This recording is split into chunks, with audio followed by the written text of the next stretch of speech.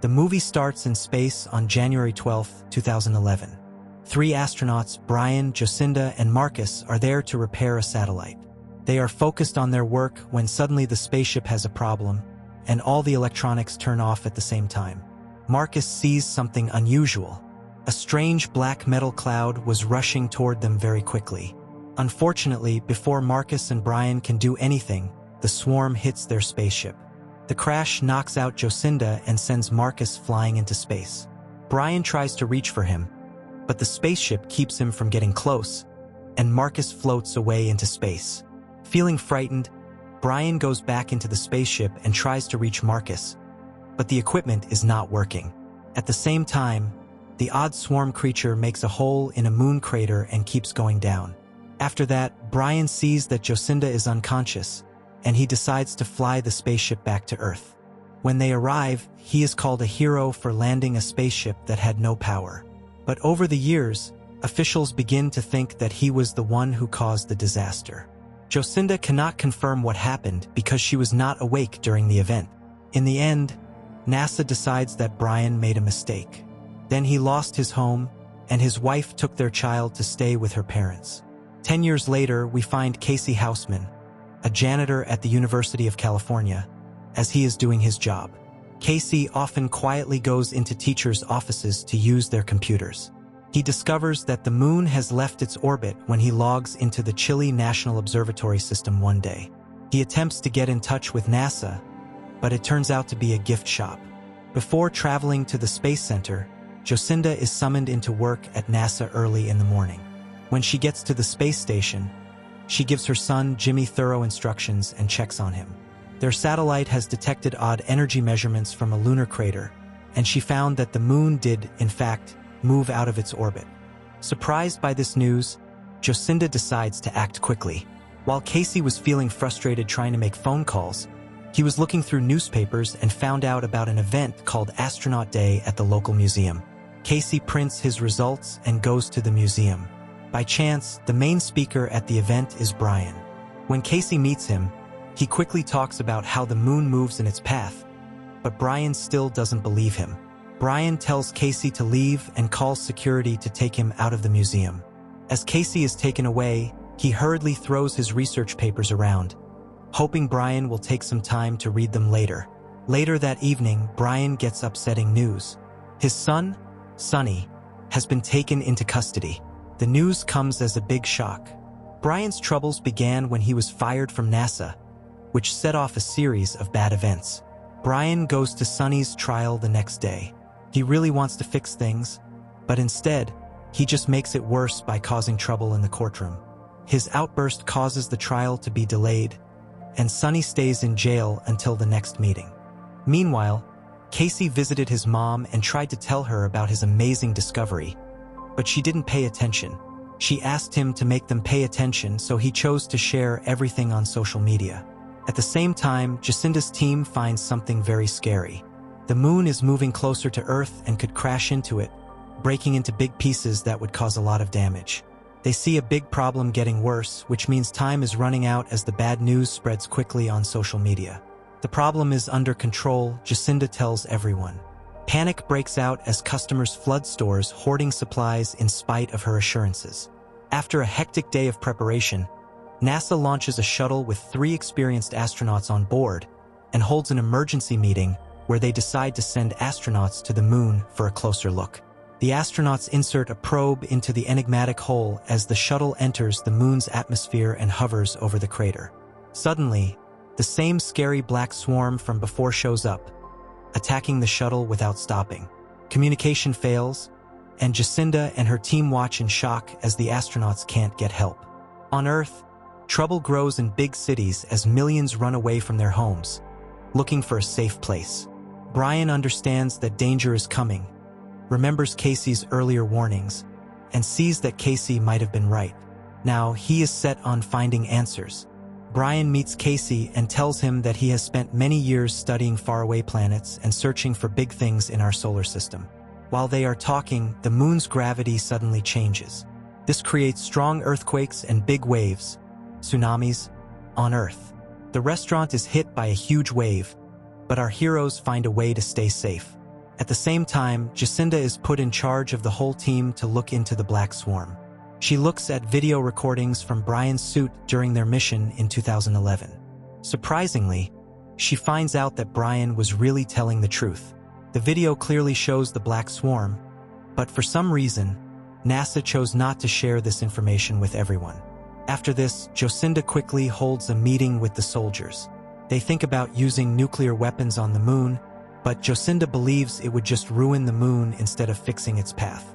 She gets in touch with her former husband, Major Doug, to talk about another choice, an electromagnetic pulse, or EMP, named Zulu X-ray 7. This could help get rid of the unknown black creatures and keep the moon's orbit steady. Military member Doug offers to help, but asks that she and her son Jimmy stay in the bunker with him after the mission. However, Jacinda believes that in order to comprehend the true situation, she must travel to the moon, and she wants Brian to go with her. Brian is picked up by a military chopper, but he only consents to travel if Casey can accompany him. They meet Jacinda at NASA, who gives them an explanation of the issue and plays a video of the swarm attacking the astronauts. The swarm is composed of several kinds of things, she explains. Brian will help, but only if one condition is met. Sonny needs to be let out of jail and taken to a safe place. After that is set up, they get an old shuttle from a museum to transport the EMP. While they are getting ready, they suddenly face unexpected earthquakes and volcanic eruptions. This is strange because the moon's gravity shouldn't be strong enough to make things like this happen. This backs up Casey's idea that the moon could be an empty large building. Sadly, an earthquake broke the shuttle at their base, and they can't launch because the engine isn't working. While others stop trying, Casey keeps working on the math for the launch. He understands that when the moon is directly above Earth, its gravity is almost as strong as Earth's. If they take off at exactly the right time, they can use the moon's gravity to help make up for the broken engine. The team comes up with a plan fast. Brian will drive the shuttle, Jacinda will be the guide, and Casey will help with his calculations. Casey talks to his mom, and Brian says goodbye to the people he cares about. As they get ready to launch, a huge gravity wave hits the base, causing a lot of chaos and damage. Big sea waves rise threateningly over the shuttle, but Brian skillfully uses the moon's gravity to avoid danger. Meanwhile, Sonny, Michelle, and Jimmy look for a safe place. A little while later, as the shuttle gets nearer to the moon, they turn off all the electronic systems. Brian carefully steers the thrusters by hand, skillfully moving through a dangerous area full of junk. The moon is worryingly close to Earth. Debris falls from the sky with pieces as big as buildings. While they wait for the storm to pass, Michelle and the boys take cover in a flimsy shelter. In the meantime, Ryan launches a rover with an amp as the shuttle approaches the moon, positioning it as a lure for the menacing Black Swarm. However, cloaked in mystery and darkness, the swarm ignores the rover and focuses on the shuttle instead. The shuttle looks like it's going to get swallowed up. After determining that Casey's phone is the cause, Brian disposes of it. At last, this deters the swarm and it vanished. The group needs to help the shuttle land on the moon, and they only have 2 hours to finish it before the military uses its nuclear bombs. After the wild weather calms down, Michelle and the boys keep going on their trip and find Sonny's mom and her husband. Oxygen levels began to fall, so they looked for oxygen tanks. Back at the moon, the shuttle slowly goes into the strange hole when they get to a certain spot. They find out that Casey's idea was correct. The moon is a huge building surrounding a power source. A group of tiny robots is taking energy and trying to break apart the moon right now. The group prepares to use the MP against the swarm, but then something surprising occurs. The shuttle moves on its own. The crowd almost catches them, but a door opens. They landed hard, which made the shuttle crash and knocked everyone out. A strange light shines on them. On Earth, the military is getting frustrated and chooses to fire the nuclear missiles. As the oxygen quickly runs out, Sonny and the others have to put on oxygen masks and keep looking for a safe place. At the same time, Casey wakes up and is surprised to see that they can breathe and feel gravity. But Brian is gone. At that moment, a door at the far end of the room swings open. Jacinda thinks someone could be attempting to assist them, but Casey is reluctant to go inside. In another scene, Brian finds himself in an odd, white-lit chamber.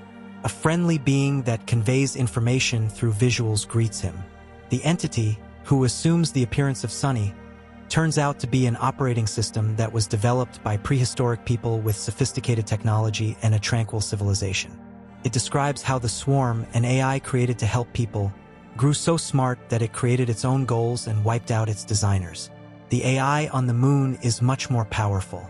The computer tells Brian that to beat the Swarm, they need to trick it away from the center of the moon and destroy it so the moon can go back to its original path.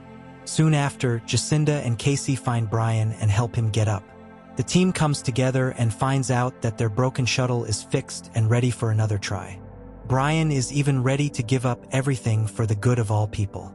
The group gets on the shuttle and leaves the moon, being chased by the swarm of AIs. Casey quietly grabs the EMP and gets ready to give himself up. He leads the group to a safe place and sets off the EMP, saying goodbye to them. By making this sacrifice, the moon starts to return to where it was before. Brian and Jacinda safely come back to Earth in a small spaceship. In the last part, Casey's mind is sent to the base on the moon. There, the computer, which looks like his mother, tells him about an important new job he has to do. The movie ends here. Please, my family, don't forget to like the video and subscribe to the channel. Thank you.